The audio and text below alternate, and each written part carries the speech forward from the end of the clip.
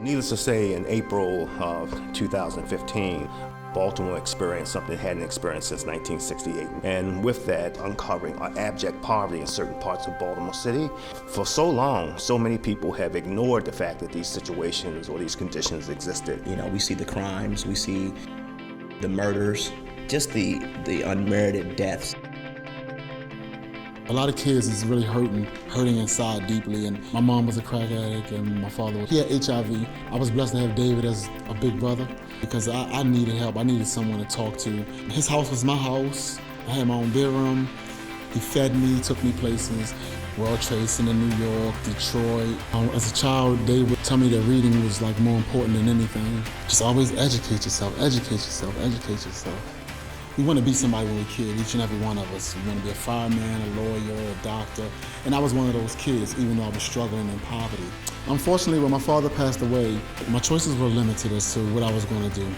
There was a lot of peer pressure involved. And I chose the streets. And as a result of that, it landed me in prison. In prison, I always thought about David and everything that he said and what he taught me. So I continued my education, and while I was locked up, I took classes. I graduated in 1 year with my bachelor's degree in business. I'm an owner-operator. I have a trucking company, IMI Trucking LLC. I'm in two different worlds. I'm in the inner city community, and I'm in an upper class community as well. And the talking between the two is totally different. I think that someone that understands that Baltimore is a tale of two cities, a Baltimore and a Baltimore-less, is going to be able to turn Baltimore around. The community, upon meeting David, once they talk to him and get to know him, they'll understand. He can bridge that gap. I know he can.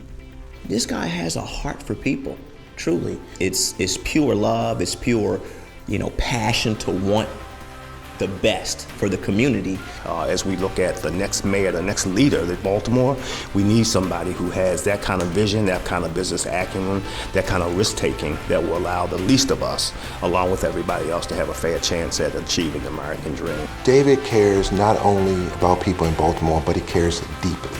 He's a connector, and he's interested in connecting people, giving people access, helping people have a better life.